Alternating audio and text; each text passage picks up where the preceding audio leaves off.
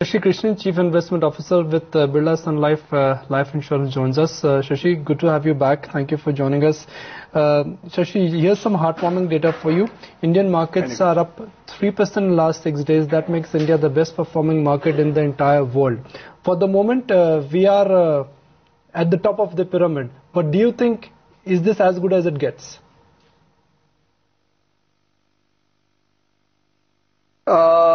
Well, I don't, have too many concerns, Nikunj, at this point of time. I think markets will continue to do well. There have been these concerns that there are a lot of geopolitical tensions across the world. But I do believe that most investors seem to believe that the risks are localized in all these geopolitical tensions. And therefore, so long as global liquidity, remains easy, and I think all initial signs seem to suggest that global liquidity will remain easy. The US Fed, in its recent statement, seemed to indicate that it will continue to maintain easy liquidity through 2014. Japan, Europe, for example, have continuing with their loose monetary policy. Even China is veering around to an easy monetary policy. And so long as global liquidity continues to be good, I think you will have money moving into equity markets across the world.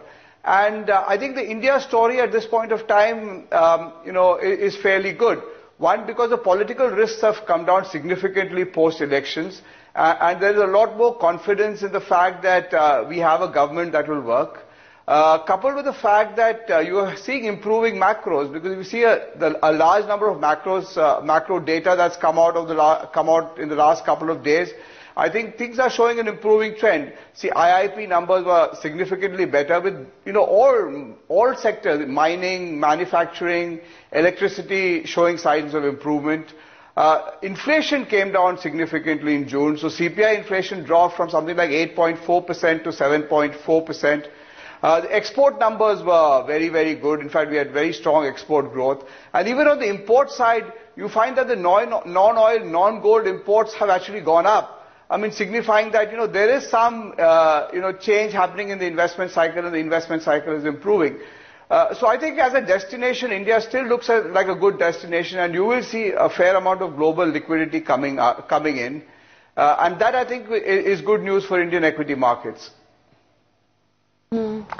Shashi, what's the sense that you're getting about, though, this big move in the markets that you're talking about? Would it be largely across the board rally with the market would see, or would the stocks be chasing sort of earnings and growth momentum, or do you think a bigger rally is what we're going to see in the broader markets and not as much in the frontline stocks? Yeah, so I think, I would expect a broad market rally. With markets clearly concentrating on, or investors clearly concentrating on stocks where earnings visibility is, a lot more certain.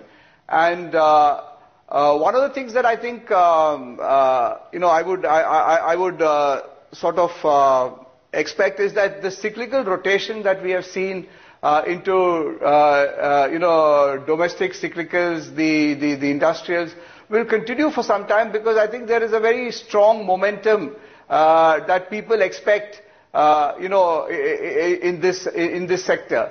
Coupled with the fact that you will see, a lot of momentum in the banking and the financial services space, because there's a lot of reform that is happening in that area, and I think what will sort of not move so much possibly will be the defensives and some of those sectors that are exposed to, say, the global commodity markets.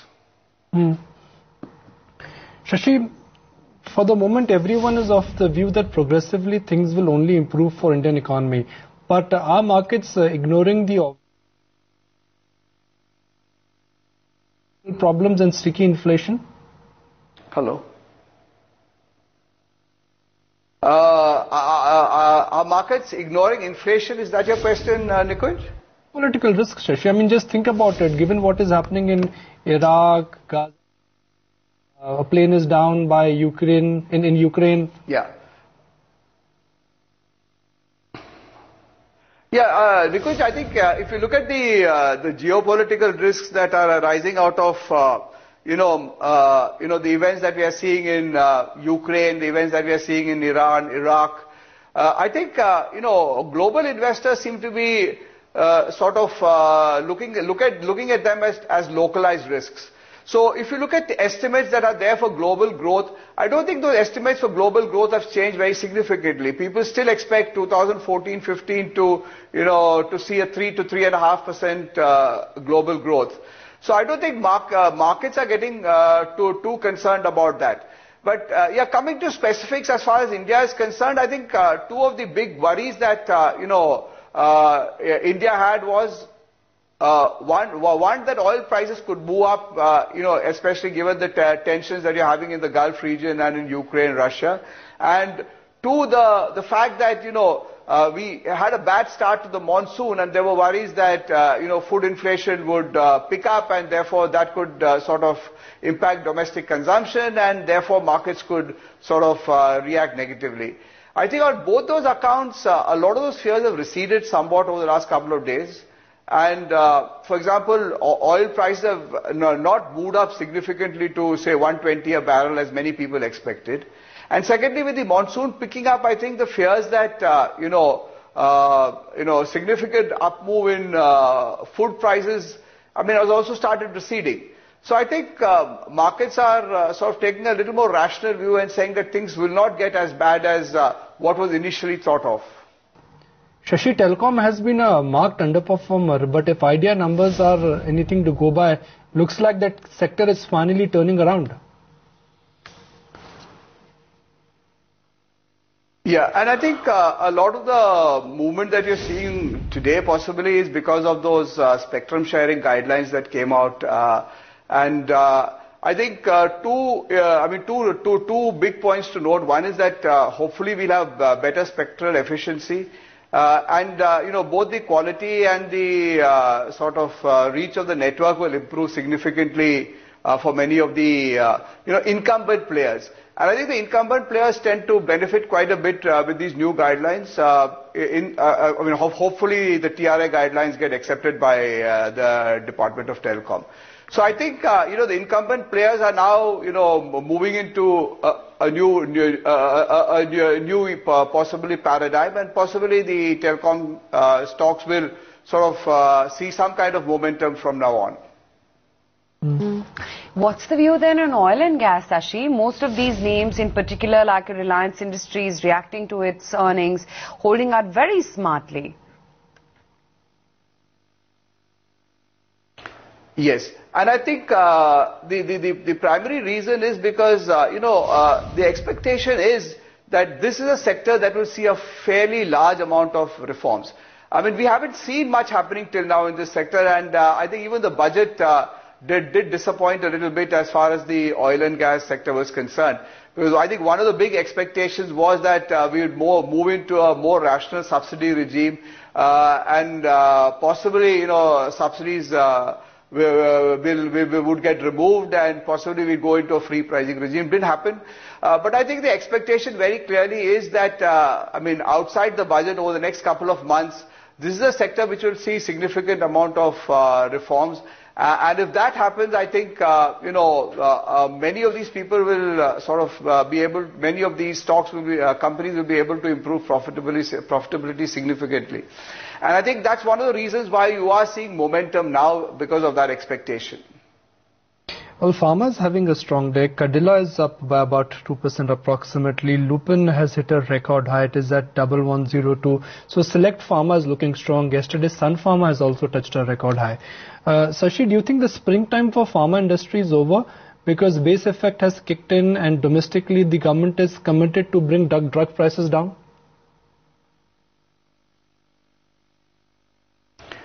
Yes, I think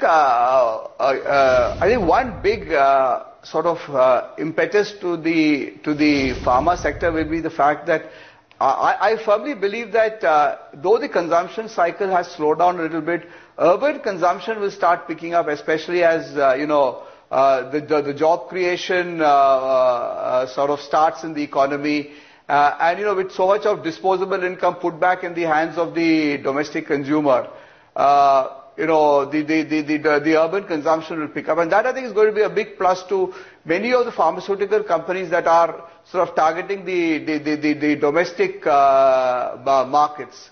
As far as the global markets are concerned, I mean, the Indian pharmaceutical sector has always been well positioned and continues to be well positioned. And I think we'll be able to take advantage of the fact that growth is returning to most of Europe and US, which is only going to sort of be good news for them. Well, talking about pharmaceuticals, take a look at Lupin, Sun Pharma. They're both now at record highs on the Nifty, which in itself is now sitting at a 2-week high. Lupin is now 19 bucks higher. You've got Sun Pharma too, which is now at a record of 752 thereabouts. But what's the sense, Akshay, you're getting on the railway stocks? FDI on rail is expected to get through this week itself. Could it be a game changer of sorts for the industry as well as railway stocks? I think a couple of things out there. One is, I think we will see the freight corridor moving very, very quickly in the next couple of months. On both the northwest and the northeast corridors, and I think that will in itself, create a huge amount of demand for a lot of material that goes into building railways. Coupled with the fact that the railways is looking to get a lot more efficient. The demand for rolling stock will keep moving up. And the fact that, FDI in this sector may be opened out over the next couple of months, I think is what is creating excitement out here. But I think that's one very big area that I think the new government will concentrate on, because, moving up railway freight and, investments in the railway sector can be a very, very sure, mover to growth in the economy. Shashi, ultimately markets are a function of earnings. So to your mind, from a 2 to 3 year basis, where do you think the big earnings surprise would come in from? Will it be pharma, will it be IT, will it be industrials or something else? Correct. If you look at, earnings, Nikunj, I think the earnings surprises will actually come from the domestic cyclicals and the industrials. And, if you look at earnings, in this particular sector, earnings stagnated in the region of, a CAGR of 9 to 12% over the last many years. And I think you will see earnings growth moving up in this sector from its current 11-12% to something like 16-18%. And that's where I think the big delta will come in this market. So if you look at the index at something like the BSE Sensex earnings at something like 1,300 rupees, a 16% CAGR can take the earnings up to something like 1,700, 1,800 rupees, which means that, they can be fairly sustainable momentum in equity markets over the next, 2 years or so, as earnings picks up in, specifically domestic cyclicals and the industrials.